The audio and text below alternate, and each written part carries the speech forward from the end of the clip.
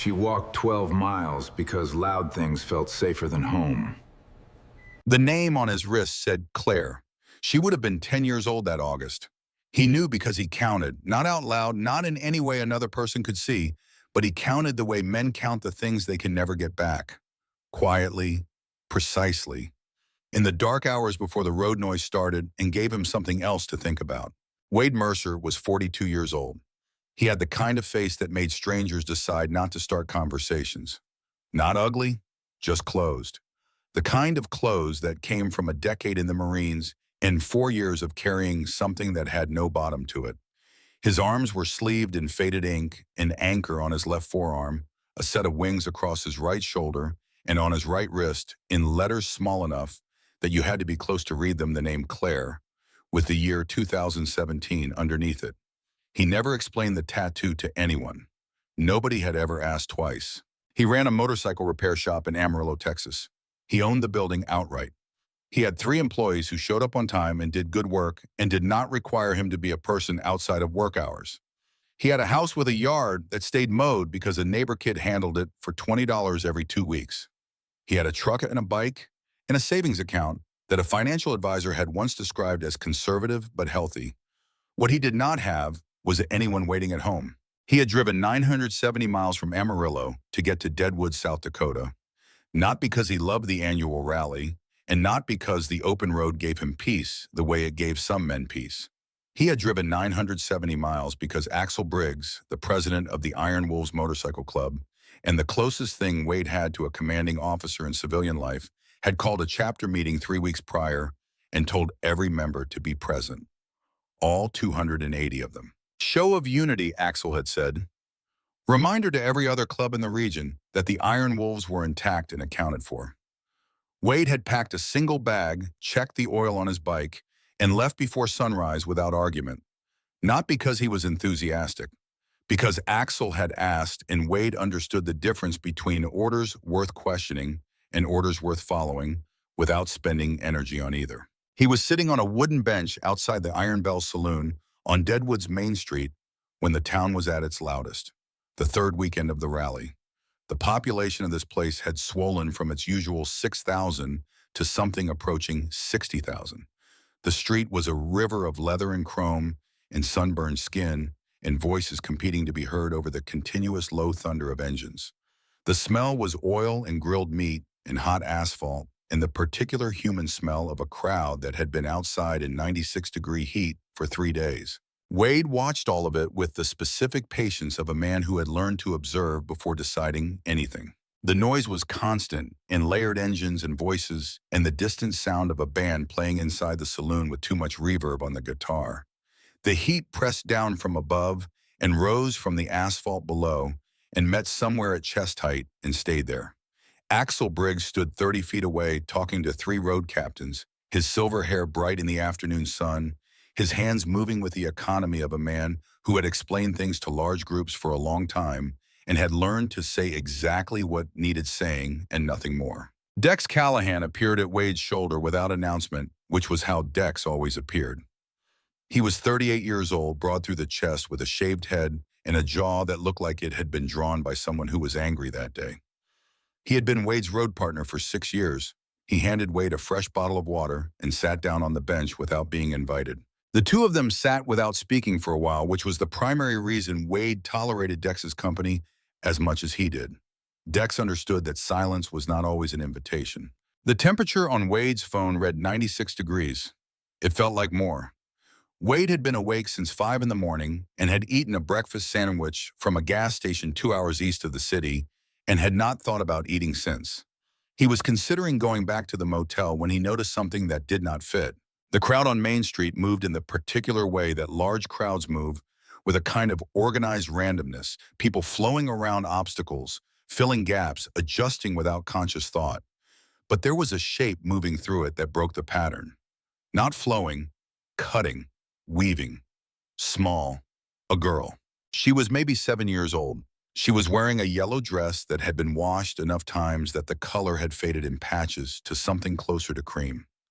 The fabric hung loose on her frame in a way that suggested the dress had been bought for a larger child, or she had become smaller since she received it. Her hair was light brown and tangled close to her scalp, matted in a way that took weeks of inattention to achieve. Her feet were bare on one side, and on the other foot she wore a single pink sandal held together at the strap with a loop of black electrical tape. The sole of that sandal was nearly worn through. She was walking with the focused concentration of someone who was out of fuel, but had not yet received permission from their body to stop. Her arms barely swung. Her eyes were open, but not tracking the crowd around her, not registering the noise or the heat, or the bodies pressing close on every side. She was looking at something that existed only inside her own head, some fixed point that had nothing to do with Deadwood, South Dakota in August. Wade set down his water bottle. He watched her cross the 15 feet between them. He watched her close to 10 feet. He watched her at 5 feet, her steps slowing her balance, shifting forward the way a building shifts before it goes. She fell forward with no attempt to catch herself, which meant she was not in control of the fall. Her arms did not come up. Her head dropped. She would have hit the asphalt face first if Wade had not already been moving his knees, finding the ground before his mind had finished issuing the instruction, his hands catching her shoulders, turning her, taking her weight. She weighed almost nothing. She weighed less than almost nothing. She weighed the weight of a child whose meals had been missing for a long time, a weight that was wrong in his hands in a specific and terrible way. Her skin was hot. Not the heat of the sun, which would have been surface heat, would have faded with shade. This was heat that came from inside fever heat, the heat of a body fighting something it was losing to. Her lips were cracked and pale. Her ribs were visible beneath the thin cotton of the dress, each one distinct, pressing outward with every shallow breath. Her collarbone stood out above the neckline like the frame of something that should have had more covering it. Wade put 2 fingers to the side of her neck. Pulse. Rapid. Weak. Fluttering in a way that did not communicate confidence. Around him, the crowd was slowing, noticing forming the loose and even ring that crowds form when they encounter something they do not know how to address. Among the leather vests, among the iron wolves who had been positioned throughout the street, heads were turning. The specific attention of men who had been trained in one way or another to read situations and respond. One arrived, then 3, then a dozen, moving through the crowd with the quiet authority of numbers. A woman pressed through the outer ring and dropped to one knee beside Wade without asking permission or introducing herself. She was in her mid-30s, dark hair pulled back, wearing a plain gray t-shirt with the sleeves pushed up. Her hands moved to the girl's wrist, and then her throat, and then her forehead, with the practiced sequence of someone who had done this enough times that it did not require thought. Her name was Nora Phelps. She was a registered nurse from Rapid City who attended the rally every year with her husband, who did custom metalwork for 3 different club chapters. She had steady hands and a face that communicated information without wasting movement. "Someone call 911, Wade said. He did not look up when he said it. "Already calling," said a voice behind him. Nora Phelps pressed the back of her wrist to the girl's forehead, assessed the quality of the pulse, ran a quick visual inventory of what was visible. Then she took the edge of the yellow dress at the shoulder and lifted it 4 inches very gently to examine what was underneath. The crowd that had been murmuring went quiet. The bruising ran from the girl's left shoulder blade down through her ribs and disappeared under the fabric. It was not the bruising of a child who climbed trees and fell off bicycles. That kind of bruising was scattered random, the colors of accident. This was different. This was patterned. Dark at the centers, where the impacts had been most recent, fading to yellow-green at the edges, where the older injuries had begun the slow work of healing.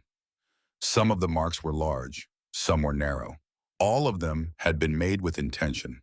But what Nora Phelps did next, what changed the air in the circle around that bench, was when she lifted the girl's right hand and turned it to show the underside of the wrist. A ring of discoloration, circular, precise, the kind of mark that fabric makes when it is pulled tight against skin repeatedly over time. Not a bruise from impact, a bruise from restraint. This child had been tied up. The crowd was absolutely still. The girl's lips moved. Wade leaned down to hear it. "Don't tell him where I am." The words came out barely above a breath, thin as paper, and they landed in the silence of that crowd with the weight of something much larger than 7 words from a 7-year-old child. Wade felt something shift in his chest.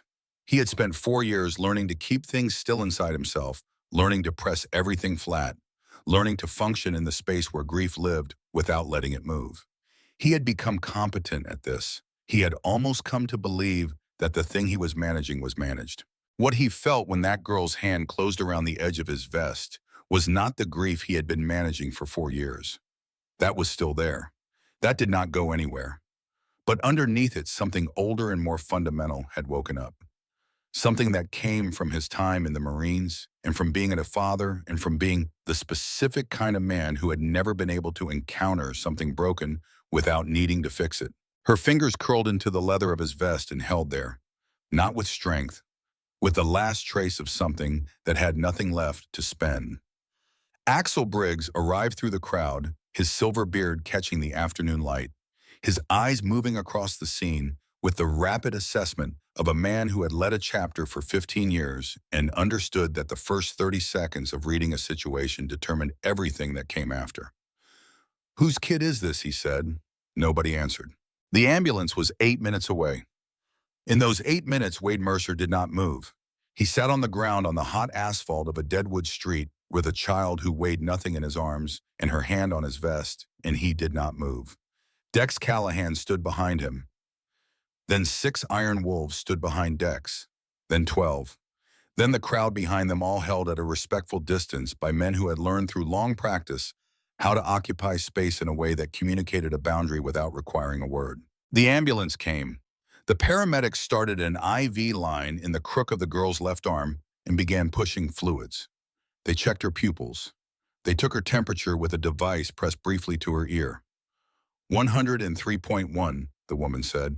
She was lifting the girl onto the stretcher when the girl's hand, the one that had been holding Wade's vest, lost its grip. Wade watched the small fingers slide from the leather. He looked at the stretcher and at the IV bag and at the doors of the ambulance. Then he stood up and climbed into the back of the ambulance. Nobody told him he could. Nobody told him he couldn't. The paramedics looked at him and then at each other and said nothing, which was itself a kind of answer. During the ride, the girl's eyes opened twice. Both times they went straight to Wade's face. Both times they confirmed he was still there. Both times they closed again. At Sturgis Regional Hospital, the emergency room took the girl. Wade stood in the hallway outside the examination room with his back against the wall and his arms crossed and his eyes on the door. Dex appeared 20 minutes later and stood beside him. Neither of them spoke. There was nothing to say yet, and both of them understood this. 40 minutes after the girl was taken, the door opened and a woman in a white coat came out. Dr. Patricia Finch, 51 years old, 23 years in pediatric emergency medicine, a face that carried the specific expression of someone who had just confirmed something she had not wanted to confirm. She looked at Wade. She looked at Dex. She closed the door behind her and lowered her voice. "Malnourished," she said, significantly. "We are not talking about a week of missed meals. We are talking about sustained progressive nutritional deprivation over a period of weeks, possibly longer. She currently weighs 44 pounds. A child her age and height should weigh approximately 48 to 52. That gap represents months of inadequate intake." She paused. "She has 2 cracked ribs," Dr. Finch continued. "One of them is approximately 6 weeks old based on the degree of calcification we are seeing in the imaging. The other is 48 hours old at most. She has contusions across her back and left side in multiple stages of healing. The pattern of bruising is not consistent with accidental injury. The distribution, the depth, the regularity of healing stages." She looked at Wade directly. "This is not a man losing his temper. This is a man keeping a schedule." Wade said nothing, and the wrist Nora Phelps said. She had followed the ambulance to the hospital and was standing at the edge of the hallway. The wrist, Dr. Finch confirmed. The ligature marks are consistent with repeated restraint using something soft cloth or rope over an extended period. This is not a recent injury. The tissue damage beneath the discoloration indicates this has happened many times. She has been restrained regularly. Wade pressed his back harder against the wall. "What is her name?" he said. "We believe it is Rosie," Dr. Finch said. "She told us that much when we were getting her settled. No last name yet." She became agitated when we asked additional questions about her home or her family. We stopped asking. Dex stepped away down the hallway to make calls. Wade stayed at the door. Before Dex left, he said quietly, I will find out what there is to find out. Wade nodded. He opened the door to Rosie's room and went in. She was awake, propped against the pillows with an IV line running into her left arm and a thin hospital blanket across her legs. The room smelled like antiseptic and the faint sweetness of the apple juice a nurse had left on the table beside her, untouched. The afternoon light came through the window at a low angle and caught the dust in the air and made everything in the room look older and stiller than it was. Rosie's eyes were gray-blue, too large for her thin face, or perhaps the face had become too thin for the eyes. They found Wade when he came in and tracked him to the chair beside the bed and watched him sit down. "Are you the motorcycle man?" she said. "Yeah," Wade said. "I am Wade. I like your vest." "Thank you." He sat with his elbows on his knees and his hands loosely clasped, and he did not rush anything. A nurse named Carla had left a children's book on the bedside table along with the apple juice, a book about a bear who got lost in the woods and found his way home by following the stars. Wade picked it up. He read slowly. He gave each character a slightly different voice, not because he was good at it, because he was not, but because when Claire had been alive, she had always asked him to do the voices in his hands, and his voice remembered the shape of that effort even when his chest tried to make him forget it. He read for 40 minutes. Rosie listened without speaking, her eyes tracking the pages when he turned them. At some point, her hand moved across the blanket toward the edge of the bed rail and then stopped, then moved again, until her fingers found the edge of his vest where it was draped across the rail and closed around it the same way they had closed around it on the street. She held on. The bear looked up. Wade read, and there it was, the brightest star in the whole dark sky, and he just knew that if he kept walking toward it, he would find his way. "Did he?" Rosie asked. Her voice was drowsy from the medication and the fluids. "Yeah," Wade said. "He did." "Good," she said. Then she said very quietly, "I walked toward the loud sound. I heard the motorcycles from the road. I walked toward them." Wade set the book down on his knee. "You walked toward us," he said. She nodded. Her eyes were half closed. "He always told me to be quiet. So I thought loud things were safe, because loud things are the opposite of him." Wade looked at the window. The sun was going down outside and painting the sky in layers of orange and copper. A fly was buzzing against the glass between the pane and the screen, tapping uselessly at a barrier it could feel but not see. Rosie watched it for a moment with the same steady, expressionless attention she had given the pages of the book. "How long?" Wade said. He kept his voice flat and even. "How long were you in that house?" "A long time," Rosie said. There was a quality to the way she said it. Not a child's exaggeration, not a child's loose relationship with time.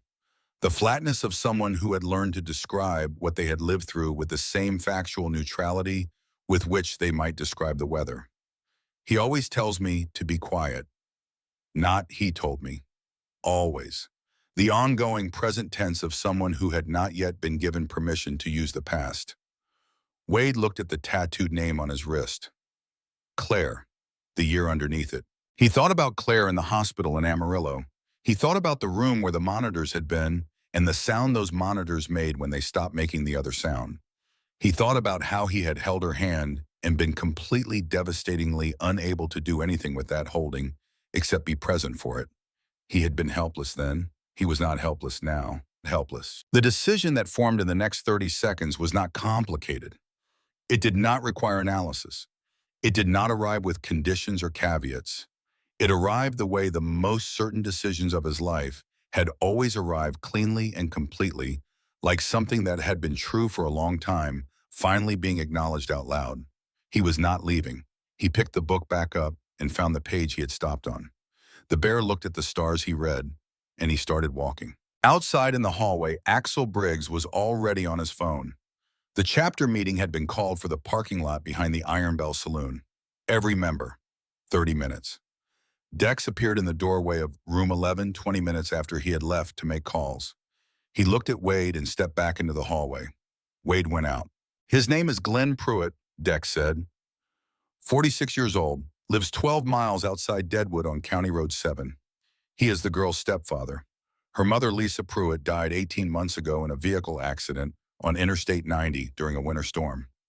No biological father listed on the birth certificate. Glenn Pruitt received custody by default. No living grandparents on either side. No other family in the system. Wade waited. The neighbor across the field, Dex said. Her name is Ruth Steger. She called Child Protective Services 3 times in the past 14 months. All 3 times the case was closed. Hal Wade said. Same worker, all 3 times, Dex said. Man named Dwight Sears. Closed each case inside of 20 minutes after a home visit. Glenn Pruitt is a volunteer at First Baptist Church in Deadwood. He helps run a Friday food distribution for unhoused residents. He is publicly acknowledged from the pulpit on a regular basis. The relationship between Glenn Pruitt and Dwight Sears runs through that church network. Not money, just relationships, small gifts, trust built over time, lunches. The kind of thing that does not appear in any record and does not look like anything from the outside. The system was not failing at random, Wade said. The system was being worked, Dex said. Dex looked at his hands for a moment. Ruth Steger said she watched from her field both times the social worker came out. She said the social worker was inside for 15 minutes the second time, left with a plate of food. She called the third time with specific descriptions of bruising she had seen on the girl through the fence. The case was still closed. Dwight Sears gave Glenn Pruitt a brochure about parenting under stress before he left. Wade was quiet for a moment. Dr. Finch had mentioned the timeline of the injuries, and now Dex's information filled in the rest of it. Lisa Pruitt had died 18 months ago.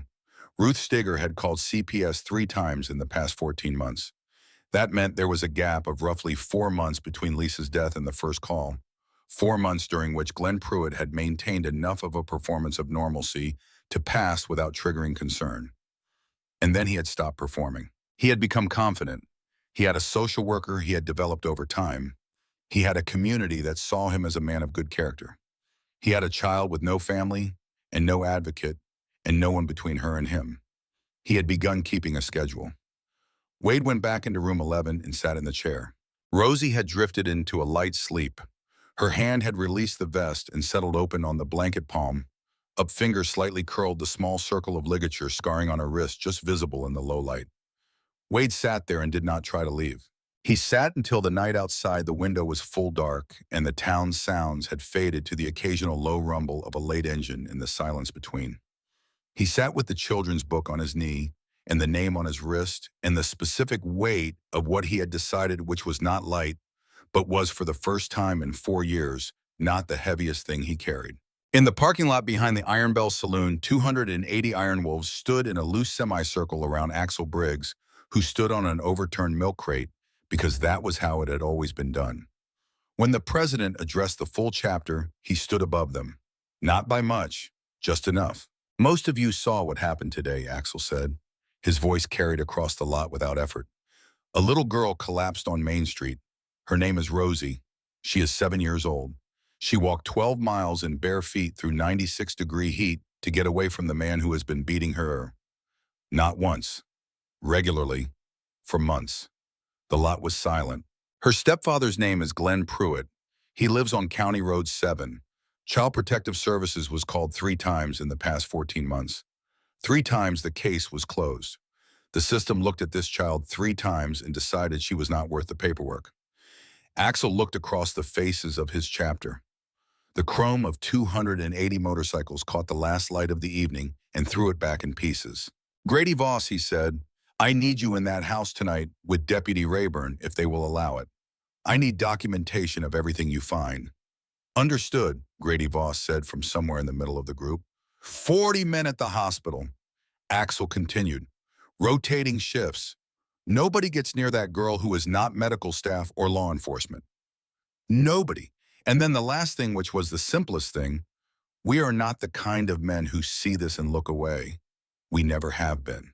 What Grady Voss and Dex Callahan found when they went to that house on County Road 7 with Deputy Holt Rayburn was not something any of them had been entirely prepared for.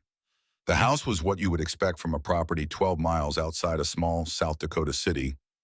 Weathered siding, a porch with 2 boards gone soft. The truck in the driveway with a cracked windshield that had been cracked for long enough that someone had stopped seeing it. Rosie's room was down a short hallway at the back of the house. The door had a lock on it. The lock was on the outside. The room had no windows. When Grady Voss stepped inside and held his flashlight up, the first thing he saw was the walls. A child's room. There had been some attempt once to make it a child's room, a shelf with 3 books on it, a faded poster of a horse. But the walls, the plaster walls painted the gray-white of old milk, were covered from knee height to as high as a small hand could reach in marks. Tally marks, groups of 5. Scratched into the plaster was something hard, a coin, a button, a fingernail worn to the point of damage. Grady Voss stood in the center of that room and counted. 187. He stood there for a moment. Then he crouched down and looked at the floor in the corner furthest from the door, where the carpet was thin and the edge curled away from the baseboard. He reached under the curled edge and found something folded and small. 3 pieces of paper, torn from the pages of a book, the edges irregular, the paper soft from handling. He unfolded them under the flashlight. The handwriting was the handwriting of a child who had learned to print letters but had not yet developed the muscle memory for evenness. The letters varied in size. Some ran uphill, some of the words were misspelled, but the content was precise. Dates, starting 14 months ago and running forward in irregular intervals. Descriptions, left arm, rib, back, head against wall, rope on wrist, time after dark. And on the 3rd page in letters larger than the rest, written with more pressure, as if importance required more force. His name is Glenn Arthur Pruitt. He lives at County Road 7. He hurts me. Grady Voss had practiced law for 22 years. He had sat across tables from men who had done terrible things, and he had learned to keep his face arranged in a way that communicated nothing he did not intend to communicate. He stood in that room with those 3 pieces of paper in his hand, and his face did not remain arranged. He stood in the room for almost 2 full minutes before he was ready to walk back out. When he emerged into the hallway, he looked at Dex Callahan, who had been waiting. "She wrote it down," Grady said. 7 years old. Nobody told her to. She wrote down what he did to her, and she hid it under the floor, and she waited. Dex said nothing. She was building a case, Grady said, the whole time. Back at the hospital in room 11 of the pediatric ward, with the lights turned to their lowest setting and the sound of the corridor reduced to the occasional soft footstep of a night nurse, Rosie was asleep. Her hand had settled open on the blanket. The small circle of ligature scarring on her wrist was just visible in the low light. Wade sat in the chair. He sat there until the night outside the window was full dark and the town had gone quiet, and the only sounds were the distant occasional engine and the hum of the hospital corridor. He sat there with the weight of what he had decided, and he let that weight be what it was, and he did not try to make it smaller or more manageable than it actually was. A child had heard the sound of engines from 2 miles away and had decided that the loud things were safe because the opposite of him was loud. She had waited 3 days. She had dressed herself in the dark so she would not make noise. She had walked 12 miles on 1 sandal and 1 bare foot across asphalt hot enough to blister. She had fallen at the feet of a stranger and held on. Before she had done any of that, she had spent 187 days making marks on a wall and writing down what was being done to her on 3 pieces of paper torn from a book and hidden under the corner of a carpet. Wade Mercer looked at the sleeping child in the hospital bed and understood with a clarity he had not expected to feel again about anything exactly what he was going to do next. The parking lot behind the Iron Bell Saloon held its silence long after Axel finished speaking. 280 men. The gravel beneath their boots was pale and dry, and the last of the evening light had gone behind the hills to the west, leaving the lot lit by the yellow glow of a single overhead lamp and the scattered blue-white of phone screens being put away. Nobody moved to leave. Nobody spoke. The kind of silence that forms not from the absence of things to say, but from the presence of something that does not need saying. Axel stepped down from the milk crate. "Grady," he said, "you and Dex take Deputy Rayburn and get into that house tonight. Everything you find gets documented and preserved. Every mark on every wall, every piece of paper. I want a chain of custody that no defense attorney in the state of South Dakota can touch." Grady Voss nodded once. He was already thinking in the specific sequential way of a man who had spent 22 years making sure that the right things ended up in front of the right people in the right order. The second group, Axel continued. 40 men, hospital. Rotating shifts through the night, and as long as we need. Wade stays inside, you stay outside. Nobody approaches that room who is not wearing a hospital badge or a law enforcement badge. Nobody. The third group, Axel said. He looked at the remaining men. County Road 7. We park on the road. We do not set foot on the property. We do not speak to him. We do not touch anything. We sit on our bikes and we let him look out his window and understand that the world has changed. No one asked questions. No one needed to. The convoy formed along the shoulder of Highway 385 in a column that took 10 minutes to fully assemble and stretched, when assembled, for nearly 3/4 of a mile. 140 iron wolves on Harley-Davidsons, arranged in the particular order that came from years of riding together. The engines turned over in sequence, a rolling thunder that shook the windows of the buildings facing the highway and sent a vibration through the ground that you could feel through the soles of your boots from 50 feet away. Then they rode south. The sound of that column moving through the dark carried for miles in the flat, open country south of Deadwood. It crossed fields and reached farmhouses and filled the spaces between the low hills and arrived at Glenn Pruitt's property on County Road 7 before the first headlight appeared over the rise. Glenn Pruitt heard it coming. That was the point. The column turned off the highway onto the county road and slowed and stopped in a line along the gravel shoulder in front of the property. The engines died. One after another, the sound folding in on itself until the last engine cut and left behind a silence that was louder than the engines had been because of what it contained. 140 motorcycles. 140 men sitting still on their bikes with their hands on their thighs and their eyes on the house. The house was what it was. Weathered wood, a porch with the light on, the cracked windshield truck in the driveway catching the moonlight, grass along the fence line that had not been cut in weeks. The lights inside the house were on. They stayed on for 4 minutes. Then a curtain moved in the front window. Then it was still. Then the porch light clicked off as if darkness offered protection from men who could see in the dark. Nobody moved. Axel sat at the front of the line on his bike with his hands on his thighs and looked at the house with the expression of a man who has made a decision and is now simply waiting for events to catch up to it. Glenn Pruitt appeared on the porch 11 minutes after the last engine died. He was a tall man, thinner than his age suggested he should be, with thinning hair, and the particular set of the shoulders of someone who had spent years believing that his size and his proximity were sufficient tools for managing his world. He came through the screen door and stood on the porch with one hand on the doorframe and looked at the line of men on the road. He looked at them for a long time. Then he went back inside. Through the window backlit the shape of him moving, a phone in his hand, the specific posture of someone making a call with confidence, the posture of a man who believed, based on a long history of evidence, that the systems he had learned to navigate would navigate in his favor one more time. He called 911. He told the dispatcher that a large group of motorcycle club members had assembled outside his property, that he felt threatened, that he wanted them removed. He waited. What Glenn Pruitt did not know, and what became clear when the Meade County Sheriff's Department arrived 22 minutes later in 3 patrol cars, was that Grady Voss had been on the phone with the Meade County Sheriff's Department since 7 o'clock that evening.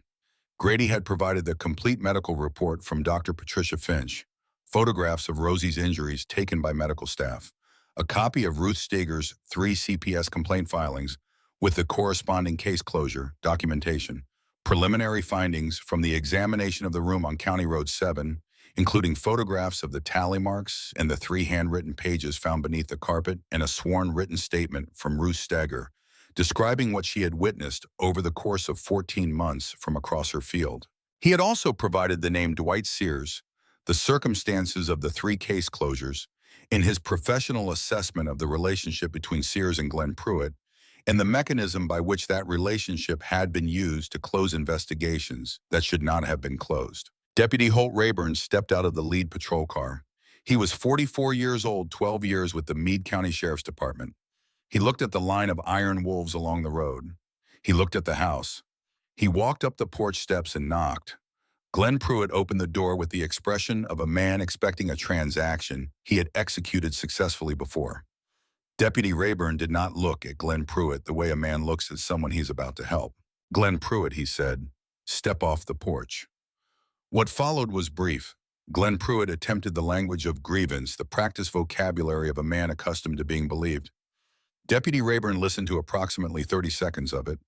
Then he read the charges: aggravated child abuse, criminal confinement of a minor, willful child neglect, and a supplementary charge related to the ongoing investigation into the conduct of Dwight Sears of the South Dakota Department of Social Services.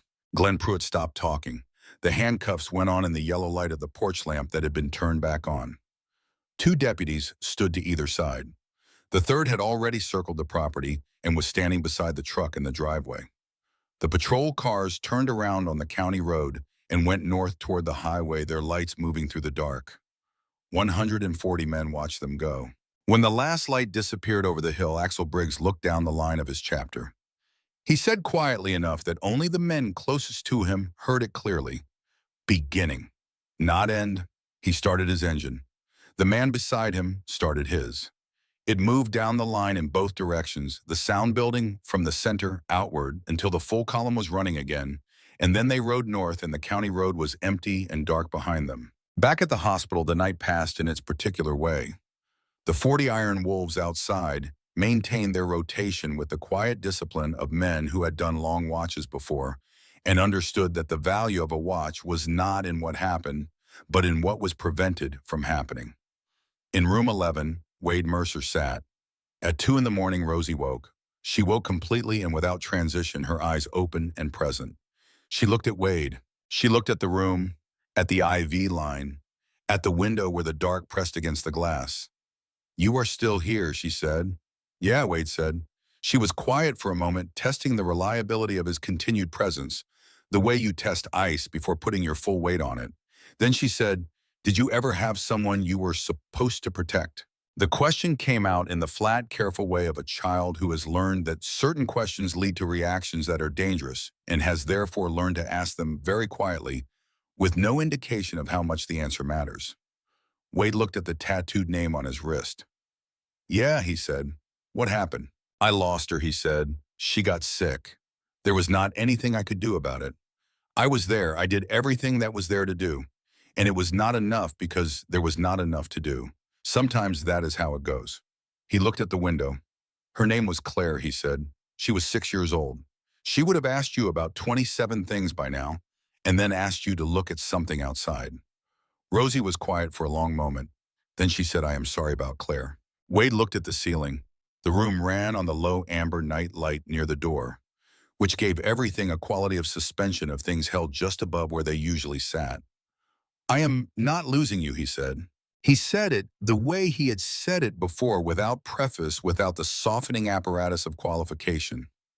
Not a promise with conditions, a statement of intention delivered with the same precision he had once used to communicate objectives to men who needed to know exactly what was happening. Rosie looked at him.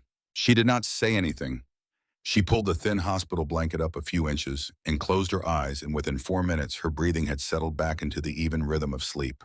Wade sat in the chair until the sky outside the window began its shift from black to the deep blue that preceded dawn. He sat and he thought about what came next, not with anxiety, not with the particular dread that had characterized his thinking about the future for 4 years, but with the specific methodical attention of a man who had been given a problem that mattered and who intended to solve it correctly. The morning shift arrived at 6.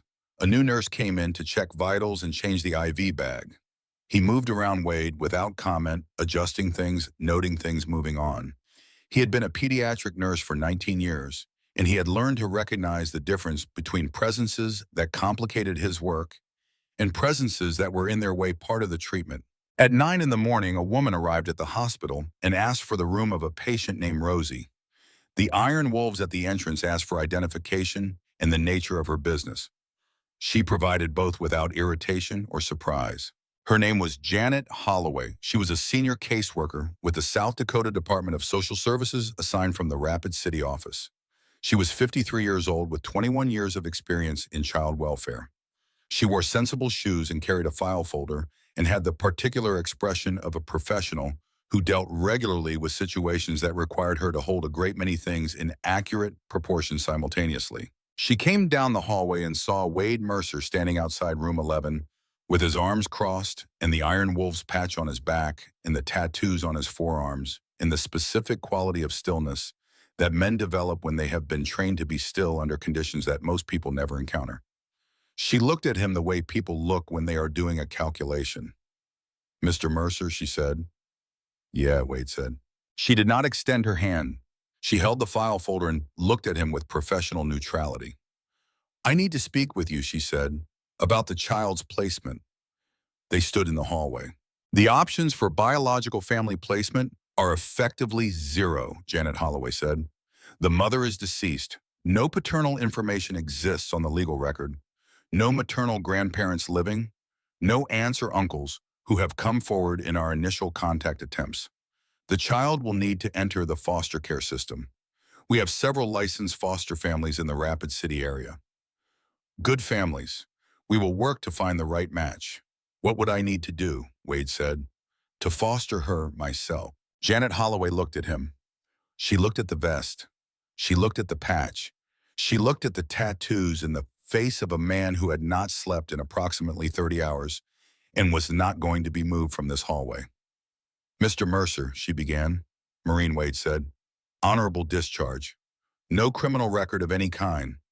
I own my house in Amarillo, Texas. 3 bedrooms. Paid off.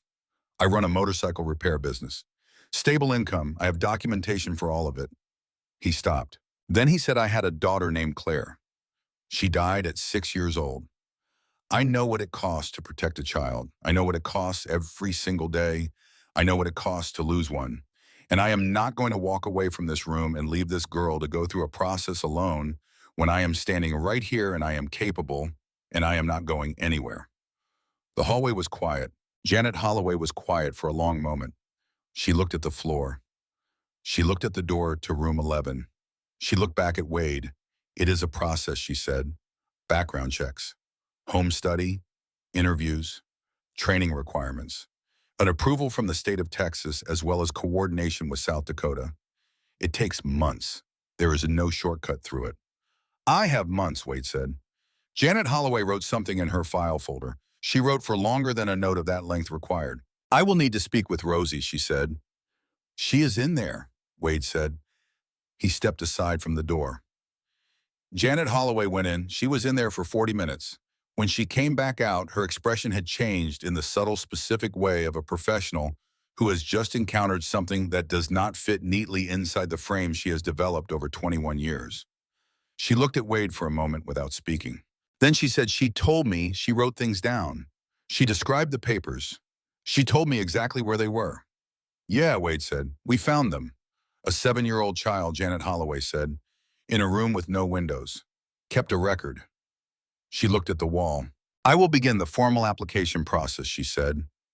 "I am going to request an expedited review timeline given the specific circumstances. I cannot guarantee the outcome. I can guarantee that your application will receive my personal attention." She held out her hand. Wade shook it. After she left, he went back into room 11 and sat in the chair. Rosie was awake and had been given breakfast and was working through a bowl of oatmeal with the focused, careful attention of someone who had learned not to eat quickly because quick eating had consequences she did not want to revisit. She ate one spoonful at a time and did not look at anything except the bowl. Wade watched her eat the whole bowl without watching her in a way that was obvious. He looked at the window. He looked at the book.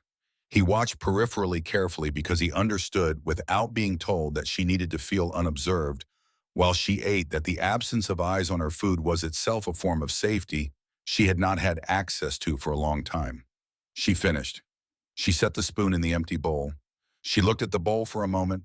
Then she looked at Wade. Something passed between them that did not require language.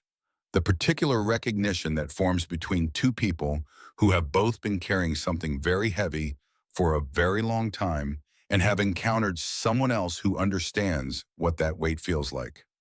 That afternoon, Dex appeared in the doorway of room 11 and looked at Wade with the expression of a man who has information and is deciding how to deliver it. Wade stepped into the hallway. "Dwight Sears," Dex said. "The social worker. He is cooperating with the investigation. He is providing a full account of his interactions with Glenn Pruitt, going back to when he first became the assigned worker on the case. He is not a man who set out to enable what happened to that child. He is a man who was slowly and carefully made comfortable by someone who understood exactly how to make people comfortable." Wade said nothing. It does not make what happened acceptable, Dex said. I want to be clear that I am not presenting this as a defense of what he allowed to continue. I am presenting it because Grady needs us to understand the full picture before the case goes forward. And Glenn Pruitt Wade said, Glenn Pruitt Dex said has a defense attorney who is arguing that the presence of the chapter on County Road 7 constitutes witness tampering and creates grounds for suppression of evidence. He looked at Wade. Grady says this argument will fail. The chapter was on public road. No one touched the property. No one spoke to Pruitt. Law enforcement arrived and executed a lawful warrant based on documentation that existed before the chapter arrived on that road. Wade nodded. Grady also says Dex continued that the 3 pages Rosie wrote are going to be the center of this case. He has already had a forensic document examiner look at them. The examiner has confirmed the handwriting is consistent with a child in the 6 to 7 year age range. The content is consistent with the injury timeline established by Dr. Finch. He paused. A 7-year-old child built a corroborating record that will hold up in court. That is what she did in that room. That is what those 187 days produced. Wade looked at the door of room 11. Grady says 22 years, Dex said, based on the charges and the evidence. The district attorney is confident. Good, Wade said. He went back into the room. On the 6th evening, the room was quiet and Rosie was supposed to be asleep, but was not quite asleep, and she said, "Do you think my mom can see me?"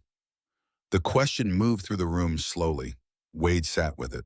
He looked at the name on his wrist. He thought about Claire. He thought about the specific question of where the people you love go when they go, which was a question he had not answered for himself in 4 years of trying, and which he suspected did not have an answer that could be arrived at through effort. I think he said that the people we love do not go very far. He said it not as a certainty and not as a comfort constructed for the benefit of a child.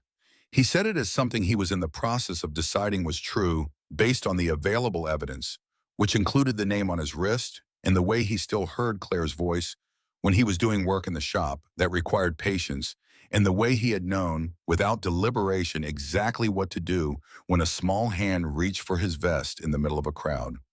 Rosie was quiet. Then she said, "I think she sent me to you." Wade did not say anything for a long time. "Yeah," he said finally. "Maybe she did." They sat in the dark in the silence of the room together. After a while, Rosie's breathing settled into the slow, even rhythm of actual sleep, and Wade stayed in the chair until it did. On the morning of the 7th day, Wade went into the hallway and called Axel Briggs. "I need to go back," he said, "to start the process, the home study, the paperwork.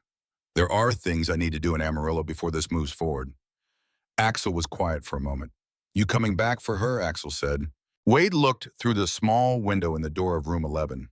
The morning light was in there, falling across the bed where Rosie was sitting up, eating breakfast with the bowl in her lap, and in the set of her shoulders, there was the first tentative evidence of something that was not yet safety, but was beginning to look in that direction. Every night, Wade said, 7:30, he went back into the room. Rosie looked up from the bowl. He told her that Ruth Stager, the neighbor, had agreed to take care of her for now at her ranch with the horses in the open scheduling. He told her he had to go back to Texas. He told her he was going to make things ready and that he was going to call her every night at 7:30 without fail, and that the process he had to go through would take months, but that he had months and he intended to use all of them. Rosie listened. She held the bowl in her lap. "What color is your truck?" she said. "Blue," he said. She nodded as if this was the information she needed to complete the picture she was assembling. "Okay," she said. He picked up his vest from the bed rail. He put it on. He stood for a moment at the door. 7:30, he said. 7:30, she said. He walked out of the hospital into the morning. Dex was outside by the bikes, the sun already climbing and the air carrying the particular dry heat of late summer in the northern plains. Dex handed Wade a coffee without being asked. "Why not the bike?" Dex said. "For the drive back." Wade drank the coffee.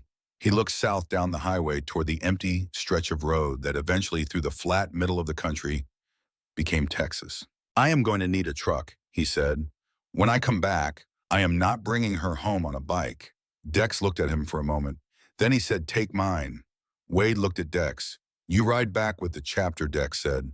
"Take my truck when you are ready." It runs good. He looked away down the highway. Just bring it back with a full tank. Wade stood there with the coffee. The morning was quiet in the specific way of early morning in open country before the heat of the day had fully committed to itself.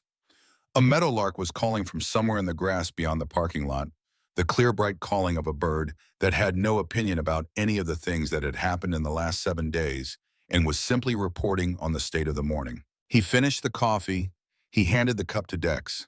He looked at the hospital, at the windows of the second floor, at the particular window behind which a girl with gray-blue eyes was eating breakfast from a bowl in her lap and had for 7 days tested the weight of a stranger's presence and found it against all prior evidence available to her reliable. He walked to his bike. The road south was long and flat and empty in the early morning, and the engine turned over clean and the miles began to move underneath him. And with every mile, the particular weight of what he was carrying shifted slightly, not lighter, not yet, but differently, distributed, spread across a wider surface, the way a load becomes more manageable when you find the right way to hold it. He got home at 11 that night. He parked in the driveway and sat with the engine off for a moment, listening to the neighborhood. It was quiet the way residential neighborhoods are quiet on a weeknight. The ordinary quiet of people inside their houses, doing ordinary things. And there was something in that quiet that he had not noticed before, something that had always been there, but that he had not had a reason to hear until now. It was the quiet of a place where other people had made their lives, where they had put their names on things and stayed. He had been here 11 years, and he had put his name on the house and stayed, and he had thought that was sufficient. He was beginning to understand that it had only been the beginning of sufficient. He went inside. He stood in the hallway. The door at the end of the hallway was the same as every other interior door in the house, hollow core painted, white brass handle. He had not turned that handle in 4 years. Not because he had made a decision not to, because every morning for 4 years he had been going about the business of the day, and the door had been at the end of the hallway, and the cost of opening it had been on each individual morning more than he had available to spend. He stood in the hallway for 2 minutes. Then he turned the handle. The room was exactly as it had been. The small bed with the purple coverlet that Claire had chosen herself at the store, holding up the package with both hands and saying, "This one." The shelf with the books she had accumulated in 6 years of being a person who wanted to know about everything. The window facing west, covered by a curtain he had never taken down. The specific stillness of a room that has been closed for a long time, the air in it cooler than the rest of the house, carrying the faint trace of the detergent used on the sheets the last time they were washed. Wade stood in the doorway. He stood there for 10 minutes. He did not try to make the standing shorter. He stood there and let the room be what it was, and let the weight of it be what it was, and he did not attempt to manage any part of what moved through him during those 10 minutes. Then he went to the kitchen and got the paint roller and the tray and the tape and came back. He took the purple coverlet off the bed and folded it carefully and set it on the shelf. He moved the shelf away from the wall. He taped the trim. In the morning, he drove to Hendrick's Supply on the south side of Amarillo, where a man named Gerald worked the paint counter with the patient precision of a retired chemistry teacher who had found in color matching a problem worth solving correctly. Wade stood at the counter. "What color?" Gerald said. He had the small spiral notebook open in front of him and the pencil ready. Wade thought about the sun in Texas in late afternoon. He thought about the particular quality of August light coming through a window at a low angle, the warm, deep gold of it, the color that made ordinary things look like they were made of something better. He thought about a 7-year-old girl in a hospital bed who had said without hesitation, "Yellow like the sun when it is not too hot." "Something between gold and cream," Wade said. "Warm, not bright, the kind of yellow you want to be inside of."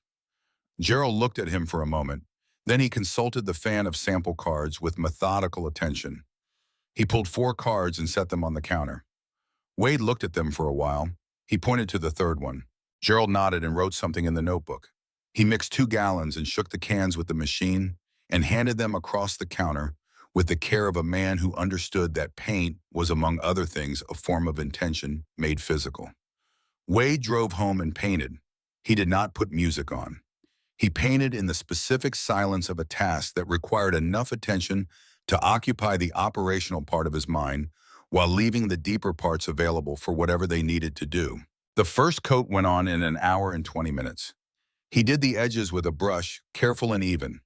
He did the large surfaces with the roller working from top to bottom in overlapping vertical strokes.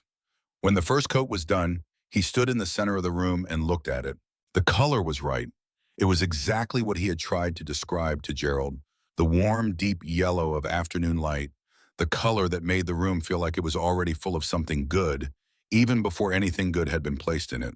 He let the first coat dry for 3 hours. He painted the second coat more slowly with the particular care that the last pass of any job deserves. When the second coat was done, he cleaned the roller and washed the tray and stood again in the doorway of the room. The walls were yellow, warm and even and exactly right. The afternoon light was coming through the west window at the low angle of later afternoon and hitting the paint and coming back off it the way light comes back from a surface that was designed to hold it. Wade looked at the room for a long time. He thought about Claire in it. He thought about the mornings he had stood in this doorway to watch her sleep. He thought about the evenings reading in the chair by the window with her in his lap, asking about the pictures before he had read the words. He thought about Rosie. He went to the bookstore on 6th Street and spent an hour and a half with a woman named Deborah, who had worked there for 16 years and knew the children's section with the comprehensive attention of someone who considered knowing it a professional responsibility. He told her he was setting up a room for a 7-year-old girl who liked stories with animals in them, who was brave and quiet and had been through some things and might find comfort in stories where things worked out. Deborah spent 30 minutes assembling a selection. She described each book as she placed it in the basket. Wade listened to every description and confirmed every choice. He drove home with 2 bags of books and assembled a bookshelf from flat-pack boxes on a Saturday morning in the yellow room with the windows open and the Texas air coming through warm and direct. He filled the shelf from bottom to top, arranging them the way Deborah had suggested. He bought a comforter with stars on it, white and gold on deep blue, the colors of an actual night sky.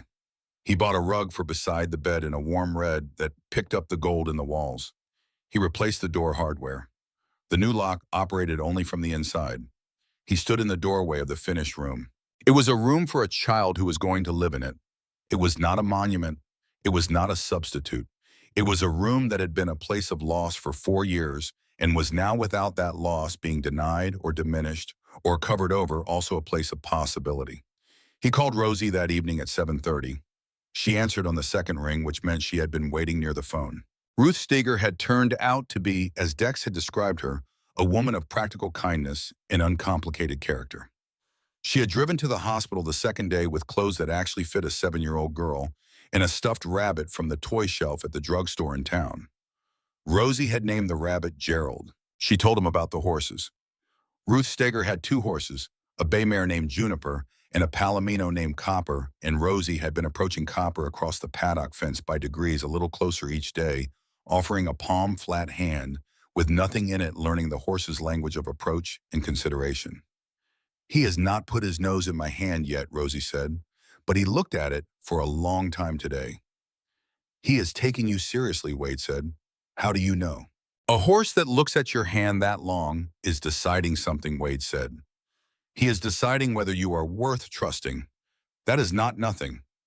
Rosie was quiet for a moment. "How long does it take?" she said. "It takes however long it takes," Wade said. "You just keep showing up with your hand out, and you do not rush it, and one day he decides."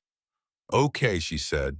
They talked about the shop, about a 1972 Sportster that had come in with a carburetor problem that had been misdiagnosed by 3 other shops before the owner found Wade, and about the weather in Amarillo, which was hot and direct in the way of Texas in fall. Then Rosie said, "What color is the room?" "Yellow," Wade said. "Like the sun when it is not too hot." She was quiet. "You already did it," she said. "Already done," he said. She did not respond immediately. He could hear her breathing on the other end, the slow, even breathing of a child sitting still processing something. "Okay," she said finally. 7:30 tomorrow," Wade said. 7:30, she said. He called every night without exception, without rescheduling. The calls were the structure of the months that followed the fixed point around which everything else was organized. The process Janet Holloway had described was exactly as procedural and thorough as she had indicated it would be. Background checks through federal and state databases. A home study conducted by a licensed evaluator from the Texas Department of Family and Protective Services. a woman named Connie, who spent 3 hours in Wade's house examining the physical environment and the financial records and the character references and the nature of the space being prepared for the child. She spent 20 minutes in the yellow room.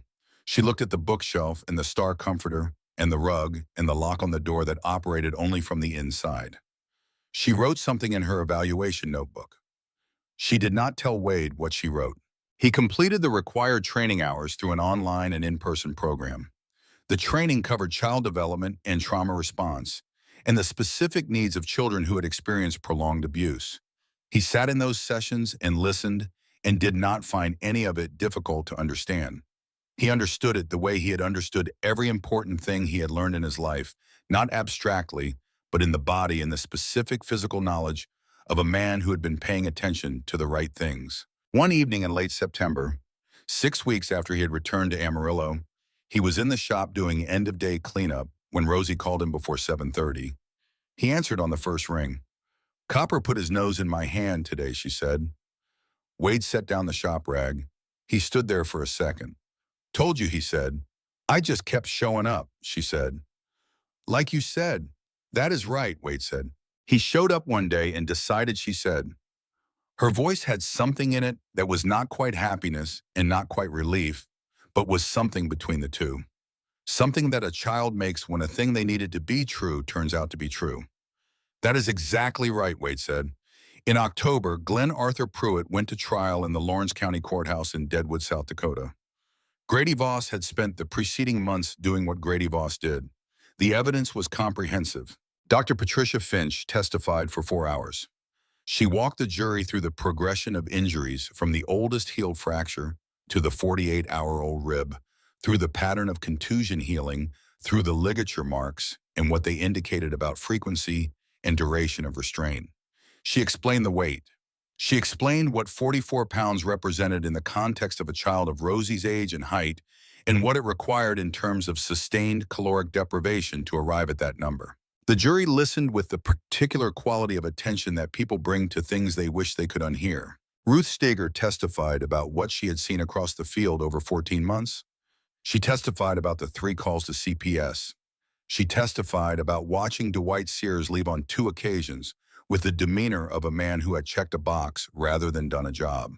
She testified in the plain, direct voice of a woman who had been angry for 14 months and had found in the witness stand an appropriate place to put it.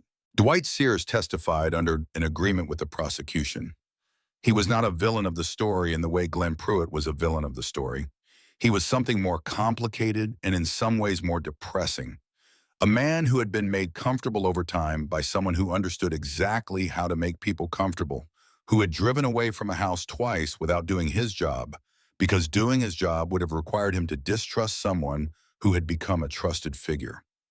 He sat in the witness stand and confirmed everything Grady Voss needed him to confirm, and looked like a man who had not slept well in several months and did not expect to sleep well for several more. Grady Voss presented the 3 pages.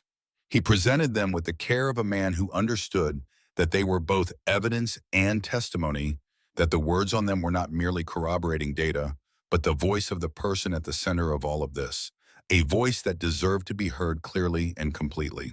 The forensic documents examiner confirmed the handwriting characteristics, consistent with a child in the 6 to 7 year age range, consistent with the injury timeline established by the medical record.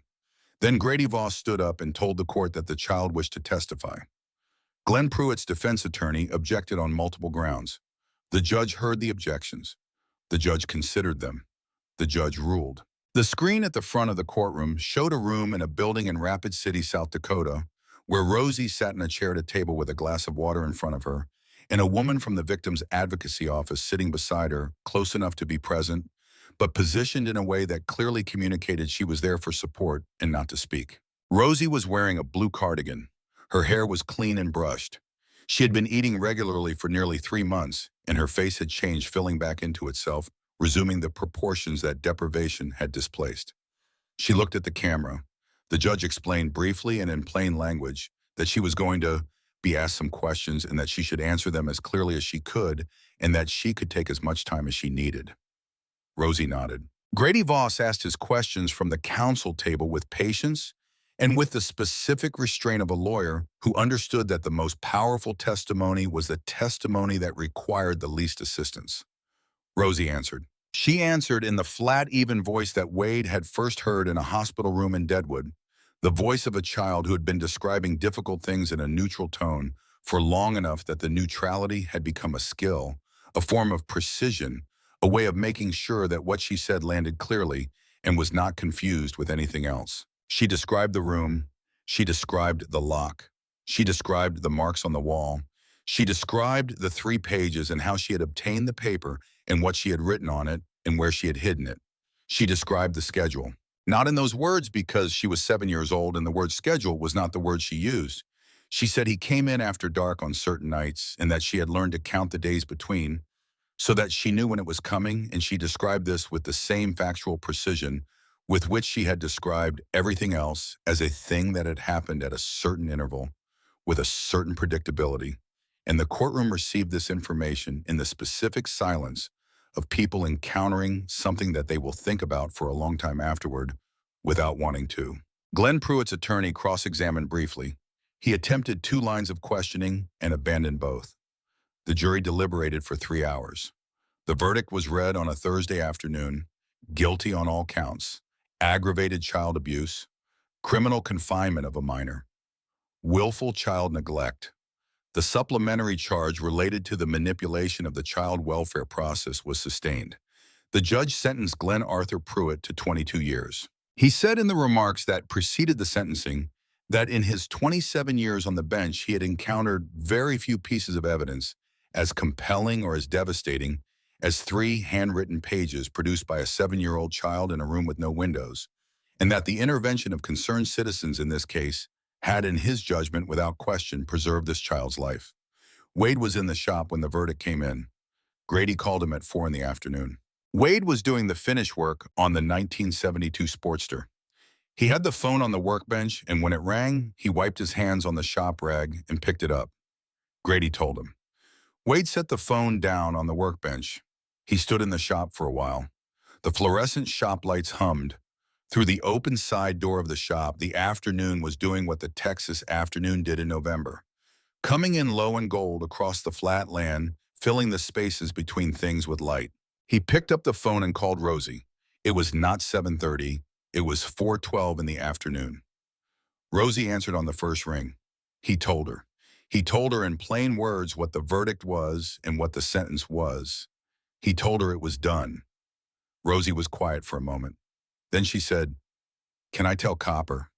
"Yeah," Wade said, "you can tell Copper." He heard through the phone the sound of a door and then footsteps and then the particular outdoor quiet of a ranch property in the afternoon, the wind and the distant sound of the horses in the paddock. He stayed on the line. He heard her at the fence.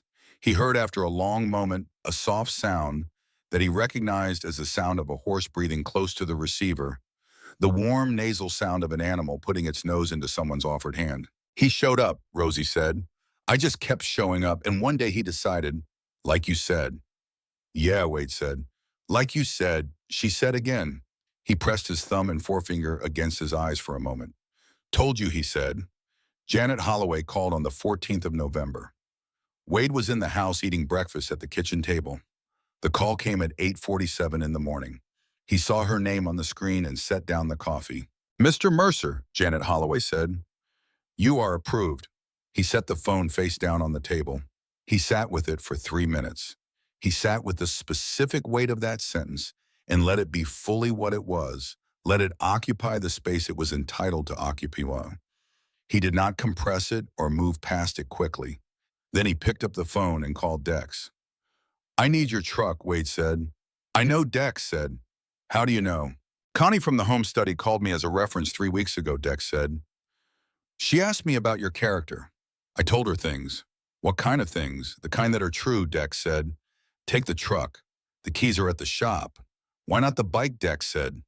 Then he said before Wade could answer, "Never mind, I know why." The truck was a 2019 Ford F-150 in dark blue, and it ran clean and steady. Wade picked it up from the shop on a Wednesday morning, told his 3 employees he would be back the following Monday, and drove north out of Amarillo on US 87 in the early light.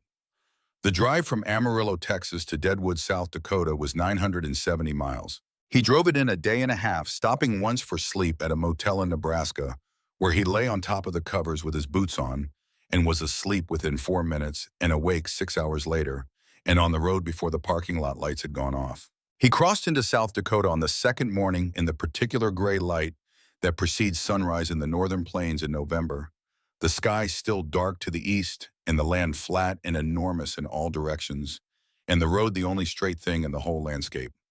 He drove through Rapid City. He drove north on Highway 385. He turned east on the county road. Ruth Steger's ranch was 5 miles down the county road. He remembered the gate, in the gravel drive, in the low gray barn, in the paddock fence where a Palomino horse stood watching the driveway with the particular alertness of a horse that had learned to pay attention to arrivals. He turned into the drive.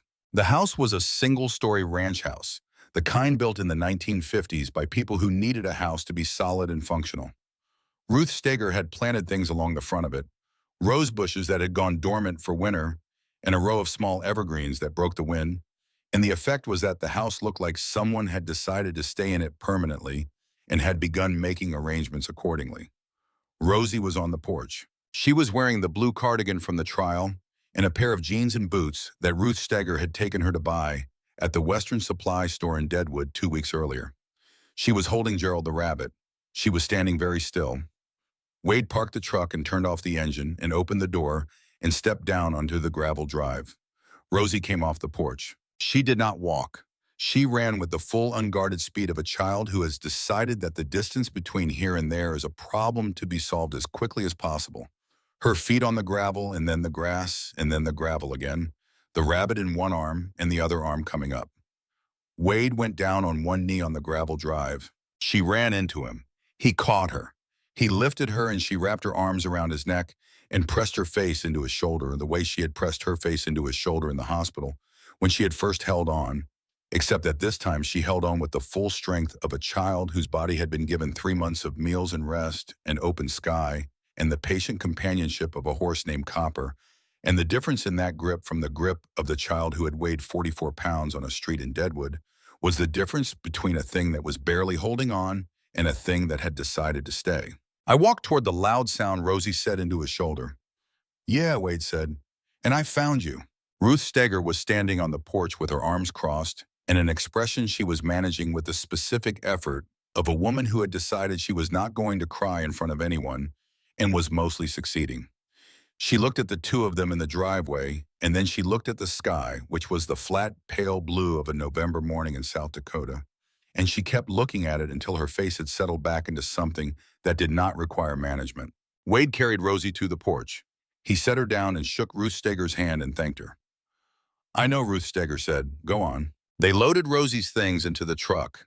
There were 2 bags and the rabbit and a drawing she had made for Ruth of the ranch, which Ruth kept, and a drawing she had made for Wade of the yellow house, with the large motorcycle out front, which had been in the inside pocket of his vest since she had given it to him in the hospital. That drawing had been through several thousand miles of road and was soft at the folds from handling, but was otherwise intact. Copper was at the fence. Rosie went to the fence before they left. She stood at the rail and offered her hand palm flat, and the Palomino came to her without hesitation, without the consideration and evaluation of the preceding weeks, came directly to her hand and put his nose into it and breathed there. "I will come back to visit," Rosie told him. Copper moved his head once against her hand and was still. "Okay," she said. "Okay." They drove south on Highway 385 as the morning came fully into itself. The sky cleared and the light went from flat gray to the bright, clean blue of a cold November day in the northern plains, the kind of light that made distances visible that were invisible in summer haze, the kind of light that showed you everything there was to see for miles in every direction. Rosie sat in the passenger seat with Gerald in her lap and watched the country go past. The hills flattened as they moved south, the land opening up into the wide expanse of the plains, and she watched all of it with the attention of someone who had not had access to horizons for a long time and was relearning the specific reassurance that horizons provide. After 2 hours, she said, "Is it cold in Amarillo?" "Not like this," Wade said. "More reasonable." She nodded. After another hour, she said, "Do you have a dog?" No, Wade said. She was quiet for a moment. We could look into it, he said. Okay, she said. They drove south through the afternoon. They stopped once for gas and food at a truck stop in Nebraska where Rosie stood in front of the refrigerated sandwich case for a full minute, considering the options before choosing a turkey sandwich on a wheat, which she ate at a table by the window, watching the trucks come and go on the interstate.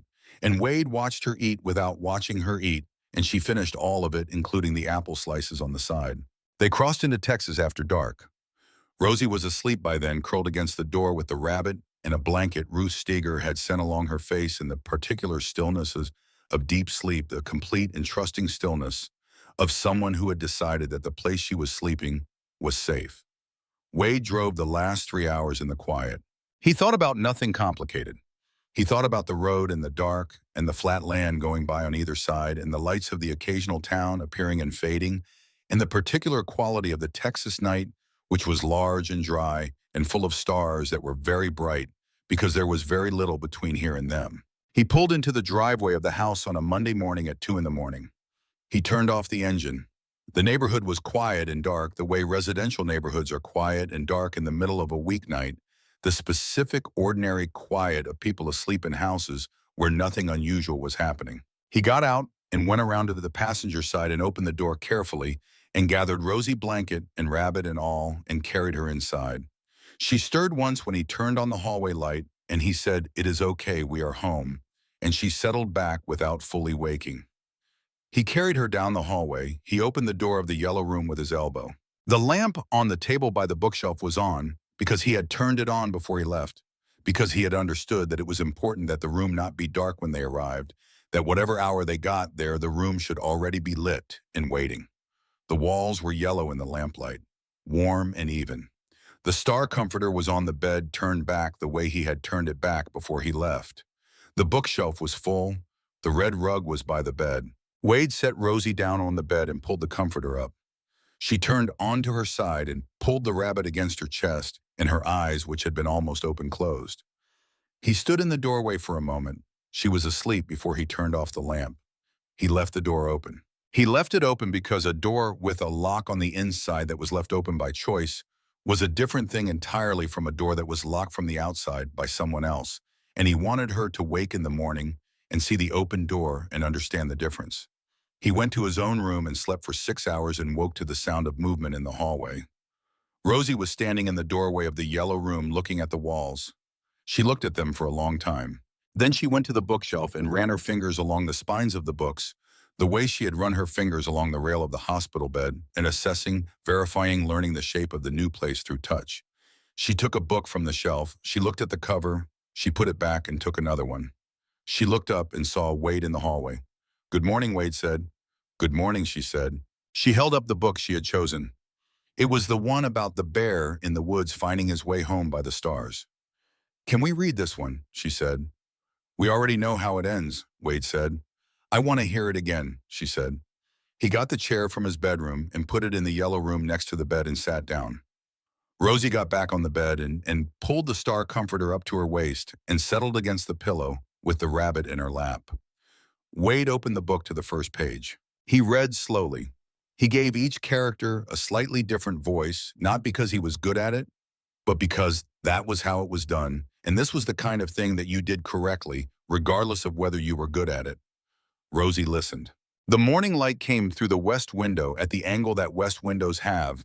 In the morning, not the full direct light of the afternoon, but a softer reflected light that fell across the yellow walls and came back from them, warm and even, and it lay across the bed and across the book and across the small face that was watching the pages turn with the complete attention of someone for whom the story was not a story they already knew, but a story they were hearing for the very first time, which was in every way that mattered exactly what it was. The months that followed were not without their difficulties, because nothing is without its difficulties when two people who have been through what they had been through try to build the ordinary daily fabric of a life together.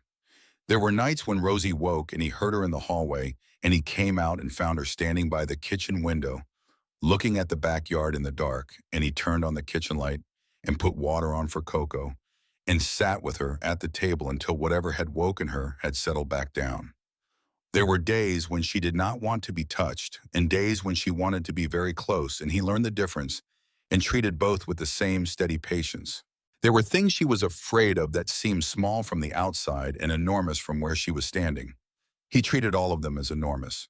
There was the evening 6 weeks after she came to Amarillo when he was in the shop doing end-of-day cleanup, and Rosie came out from the house and stood in the shop doorway with her hands in her pockets. She watched him for a while. "Can I come in?" she said. "Yeah," Wade said. She came in. She looked at the bike in the work stand, a road-worn Heritage Softail that had come in with a primary chain problem and was going back out next week with everything sorted and clean. She looked at the tools on the pegboard. She looked at the lift and the parts bins and the oil-stained floor and the particular organized density of a working shop. She pulled a stool up to the work stand and sat on it. "What is that part?" she said. "That is the primary chain," Wade said. "It transfers power from the engine to the transmission." "Why is it making that sound?" "It is stretched," Wade said. "When metal stretches under load for long enough, it stops fitting the way it was designed to fit. Can you fix it?" "Yeah," Wade said. "You replace it. Put in a new one that fits the way it is supposed to fit." Rosie looked at the chain. She asked 26 more questions before the cleanup was done. Wade answered every one. The following Saturday, she was back in the shop on the stool. The Saturday after that. The Saturday after that, spring came to Amarillo with the particular directness of spring in West Texas, the mesquite leafing out seemingly overnight, and the light shifting, and the mornings going from cold to merely cool in the space of a week. On a Saturday morning in March, Wade was doing the finish work on a panhead restoration that had occupied the better part of the winter, and Rosie was on the stool beside the workstand with her hands in the front pocket of her sweatshirt asking questions. She had gotten very good at the questions. She asked them with the particular precision of someone who had noticed that vague questions produce less useful information than specific ones. "What are the tolerances on that bearing? Why does this engine have a different displacement than the other one? What happens if you get this wrong?" Wade answered every question with the same patience with which he had answered the first one. Not because patience was easy, but because it was right and because there were very few things in his life that he had been more certain were right. At some point in the middle of the morning, Rosie stopped asking questions and was just sitting there watching him work, and the shop was full of the sounds. It was always full of on a Saturday morning, the radio on the shelf playing something with a slow guitar in it, the ticking of the cooling engine on the lift, the sound of the street outside and the neighborhood going about its Saturday. Rosie looked at his hands. Then she looked at his wrist. She had seen the tattoo many times. She had never asked about it, which she had always understood was itself a form of knowledge, a recognition that some things were important enough to wait for the right moment to address. She said, "Is that Claire?" "Yeah," Wade said. He kept working. He let her look. She said, "Can I be on there too?" Wade set down the wrench. He looked at his wrist. He looked at the name Claire and the year 2017 and the letters that had raised the skin slightly when they were fresh and had settled into it over 7 years until they were as much a part of the surface of him as anything else. He looked at Rosie. "There is room," he said. She looked at the wrist. She looked at the space below the year. The space that had always been there that he had never thought of as space for anything, because he had not imagined anything going there. "Okay," she said. He took her to a tattoo shop on 6th Street run by a man named Wes, who had done the eagle on his left forearm in 2009 and whose work Wade had always trusted with the specific trust of someone who understood that precision was not an accident. He explained what he wanted. Wes looked at the wrist. He looked at what was already there. He nodded and made a small sketch on the transfer paper and showed it to Wade and then to Rosie, who studied it with the serious attention she brought to everything that deserved serious attention. "Okay," she said. The needle was cold and then warm, and Wade sat still while Wes worked, and Rosie stood beside him and held his other hand, which she had offered without being asked and which Wade accepted without comment, because it was offered in the spirit in which it was offered, and that spirit required nothing more than acceptance. When it was done, Wade looked at his wrist. Claire, it said, 2017. And below it, in the same clean letters, in fresh ink that would raise the skin for a few weeks before settling into it permanently, Rosie, 2024. He looked at it for a while. Then he looked at Rosie, who was looking at it too, with the expression of someone who has just seen something confirmed that they needed confirm something they had believed to be true but had not yet seen made permanent. She looked up at him. "All the way home," she said. "All the way home," Wade said.